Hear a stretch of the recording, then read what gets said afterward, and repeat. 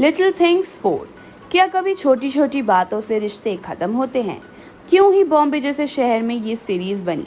छोटी छोटी बातें हमें साथी बना देती हैं जन्मों तक, और कुछ छोटी छोटी बातें हमें दूर कर देती हैं उम्र भर तक।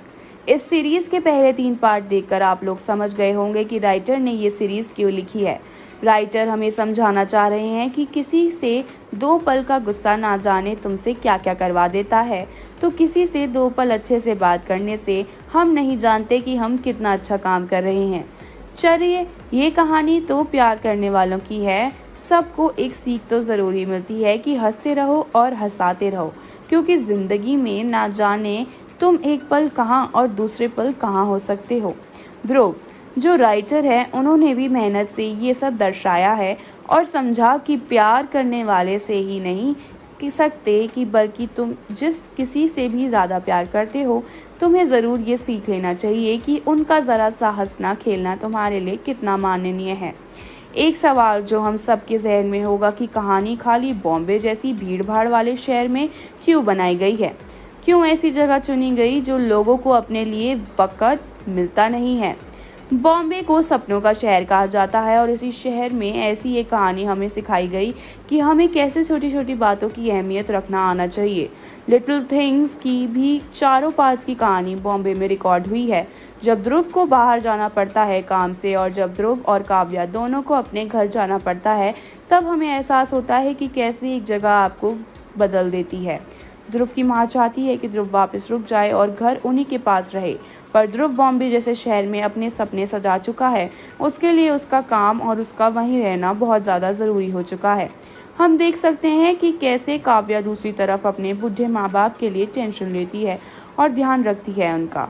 ध्रुव और काव्या दोनों अलग अलग घरों से आते हैं और अपने अपने सपने होते हैं दोनों के, मगर बॉम्बे आकर दोनों एक ही छत के नीचे साथ रहने लगते हैं। ध्रुव और काव्या से सीखने के लिए काफ़ी कुछ है।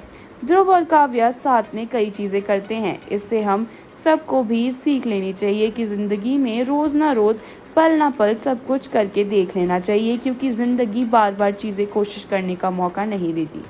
लिटिल थिंग्स में ध्रुव और काव्या का प्यार बाकी सिंगल कपल्स की तरह नहीं है।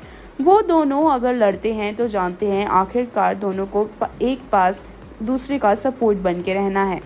आज की डेट में हम सब देख चुके हैं कि लड़कियां कभी भी काम नहीं हैं, और इसी तरह मिथिला पालकर जो काव्या बनी है, उन्होंने भी अपने खुद के लिए काम करते हैं, और वो ध्रुव पे डिपेंडेंट नहीं है और जानती है कि वो खुद के लिए लड़ सकती है। मिथिला पालकर काफ़ी खुश थी जब उनका ट्रांसफ़र नागपुर हो गया।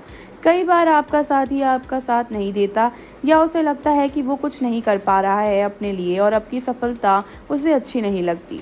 ऐसा रिश्ता नहीं होता और वो अंदर से खोखला हो जाता है। पर काव्या और ध्रुव के प्यार में ऐसा नहीं है। दोनों काफ़ी खुश थे पर उदास भी थे। सीरीज़ के ये आखिरी सीज़न होने वाला है, इसके बाद इसका कोई पार्ट नहीं आएगा, और ये वाला सीरीज़ आजकल के लोगों के लिए सीख की खुश रहना और सबको रखना आसान नहीं है, पर कोशिश करने से हार नहीं माननी चाहिए।